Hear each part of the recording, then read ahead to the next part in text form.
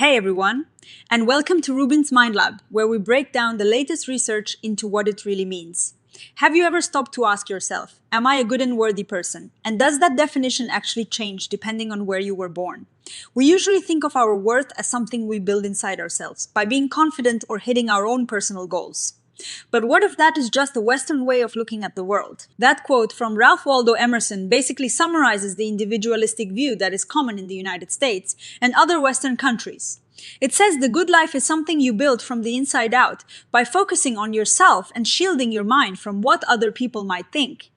But a new study suggests that for billions of people living in sub-Saharan Africa, that might be exactly the wrong way to look at it. This profound idea is a local proverb that shows a very different foundation for well-being.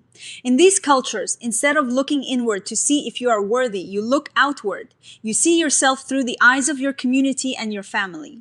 The researchers in this paper wanted to test which of these two paths, the inward-focused path of self-worth or the outward-focused path of social worth, actually drives life satisfaction in places like Uganda, the Democratic Republic of the Congo, and Niger. To figure this out, they used some pretty advanced math called machine learning.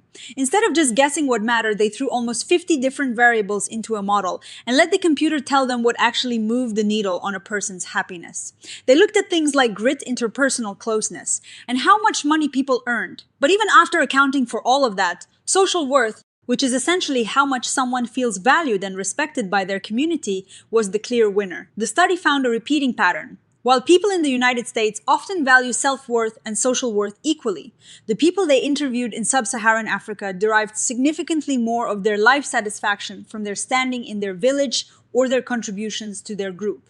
In fact, when they did a deeper dive, they found that social worth was about 10 times more important for happiness in those regions than traditional self-worth was. What makes this really fascinating is that they didn't just find this in one place. They looked at community samples from very different rural environments and found the same thing.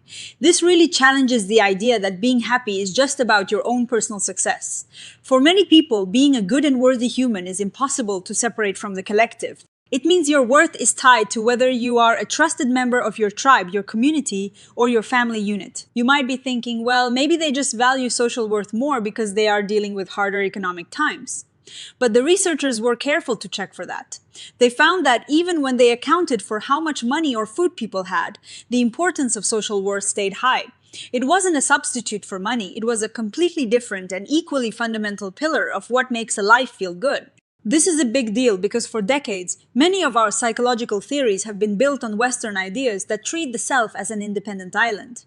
When we stop looking through that narrow lens, we start to see that human well-being is much more relational than we ever imagined. Now, this research is not without its limits.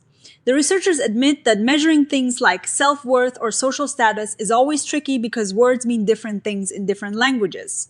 Also, most of these studies were based on people living in specific community programs. So it remains to be seen if the same patterns hold true for people living in big, bustling cities across the continent. But the sheer consistency of their findings across different countries is a major signal that researchers have been missing a big piece of the puzzle. I think the biggest takeaway here is about humility in science. We have spent so much time studying the weird populations, which stands for Western educated, industrialized, rich, and democratic, that we actually started to think that was the default for all humans. This research shows us that the default is actually much wider and more interesting than that. It teaches us that to be happy, we might not always need to look in the mirror. Sometimes the best way to feel worthy is to be a reliable, respected, and active part of the people around us.